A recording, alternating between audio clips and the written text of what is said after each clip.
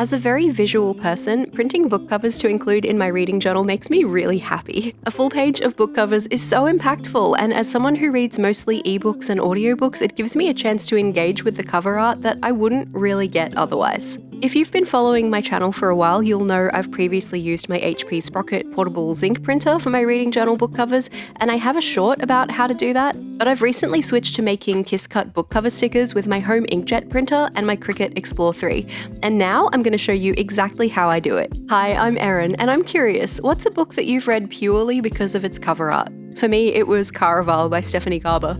The first thing we need to do is get the book covers we want to make stickers out of. I find the easiest way to do this is to just Google the title of the book you want and include the search term Goodreads, then check out the Images tab. Goodreads often has decent quality images as well as all the cover variations if it's a book that's been around for a while. So from here, if you're not super fussed about quality, you can just right-click and save the image to your computer hard drive. Make sure you know where you're saving it. Then we'll repeat this process for all the books you want to make cover stickers for. I like to open things in new tabs so I can keep my original search window open and keep using it.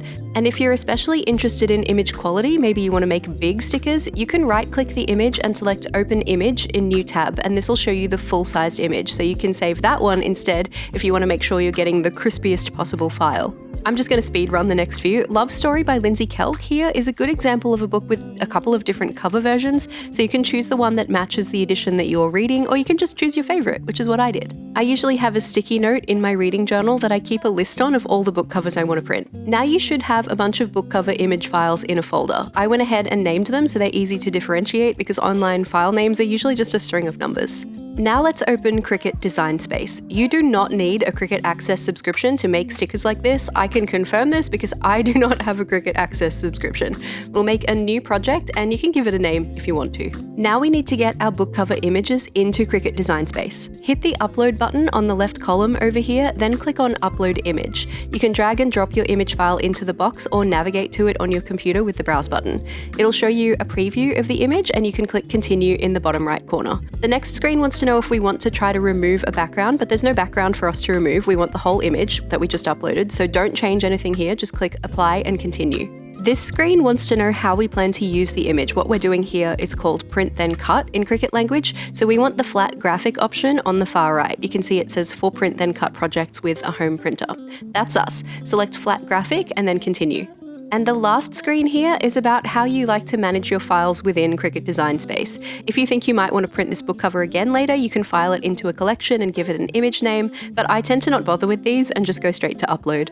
Depending on the size of the image file, it can take a second to appear on your canvas. Cricut Design Space can be very slow sometimes, and sometimes it just doesn't work at all and you have to upload your images again. You can see when you select your image, it will display these measurements. Mine are in metric because that's what we use here in Australia.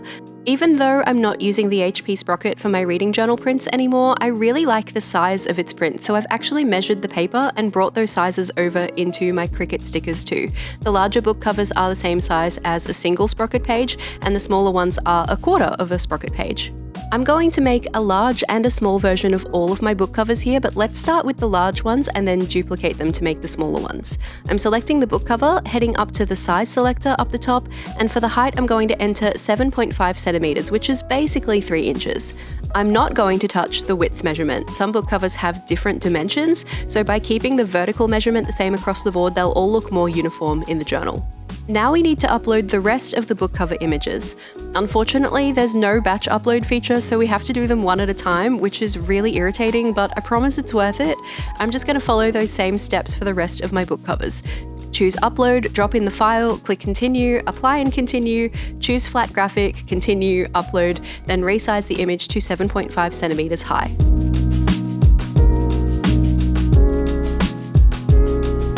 Sometimes there'll be a warning on the Layers panel on the right telling you the file isn't high enough quality for the size you want to print it at.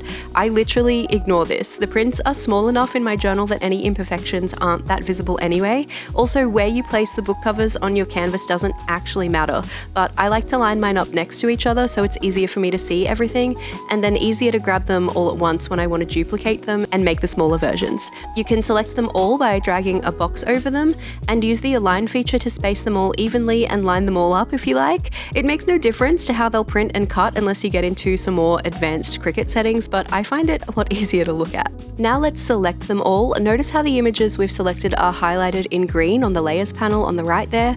Then right-click and put them all in a group together.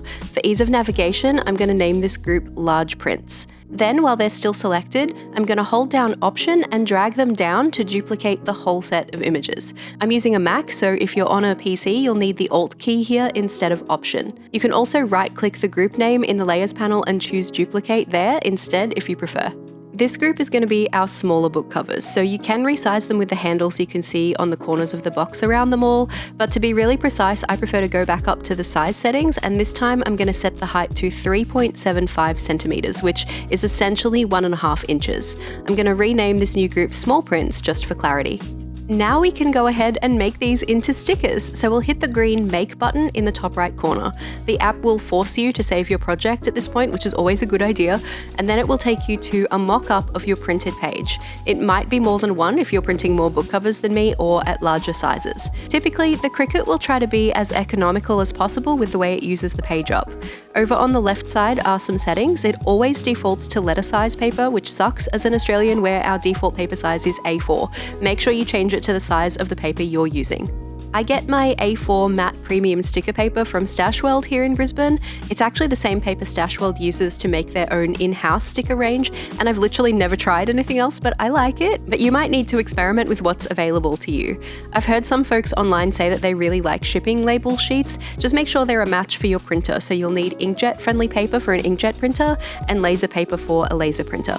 Also, when you're loading the paper into your printer, make sure you're loading it so that the printer will print on the sticky side. I've accidentally loaded it upside down before and it was very sad and a waste of ink. Now is a good time to turn your printer on, make sure it's connected over Bluetooth if it does that, or if it doesn't, plugged in. Mine claims Bluetooth functionality, but it doesn't work, so I have to plug it in. And you can go ahead and turn on your Cricut at this point too. With your devices switched on and connected and your material size selected, let's click Continue.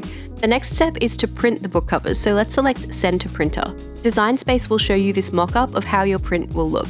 The black sensor marks in the corners are important because they show you how to stick the paper onto the cutting mat, and they also tell the Cricut how to orient itself so it knows where to cut. Click Next.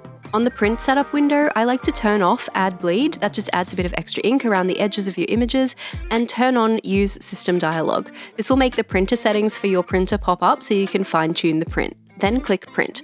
For some reason, the printer dialog always pops up behind the Cricut Design Space window for me, so I have to minimize Design Space to see it. And your system's printer dialog might look different to mine, so use your own judgment here, but we're looking for something along the lines of paper type or media type and print quality. Make sure you choose a media type that matches what you're using. So I find for my matte sticker paper, that plain paper or matte photo paper works well, but if you're using glossy paper, you need to choose a glossy option or your prints will have no contrast and the colors will be all wrong. For print quality, go with the highest option available to you. When you're happy with all your selections, click Print. And your printer should start to print your book covers. I realized as I was printing these that the colors were looking very pink, and when I checked, my printer had like 3 empty cartridges, so I replaced those and printed again and things looked much better. Now we have our prints, it's time to turn them into stickers. Design Space will ask you to confirm that everything printed like it's supposed to and the sensor marks are correct. Click Done and we'll move on to materials.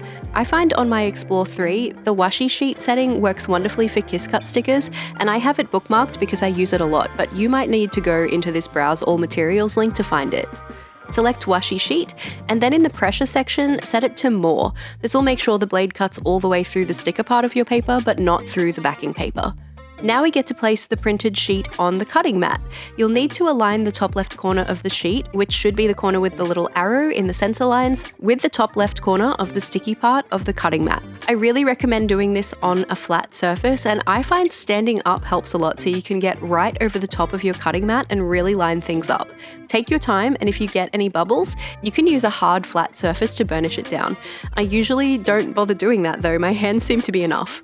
Then you'll load your cutting mat into the Cricut, making sure it sits underneath the little guides, and press the load button so that it takes it in and checks that everything is where it is supposed to be. If there's anything wrong, the Cricut Design Space app will tell you and you can fix it it before you go ahead and cut. But if all's well, then the little play button on top of the machine will flash and you can press that to start the cut, and it will think about it for a long time, and then it will jump scare you when it goes to check all the sensor lines, because it does a lot of checking before it starts actually cutting.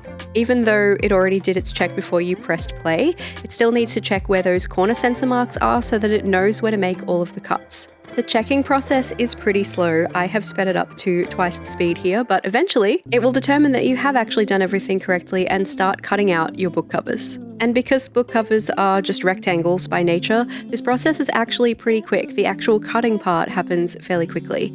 If you were cutting out something that was a much more complicated shape, then typically it will take a lot longer because it has to turn lots of corners and make rounded edges, whereas these are just rectangles and straight lines, and that means that they're fast, and I appreciate that.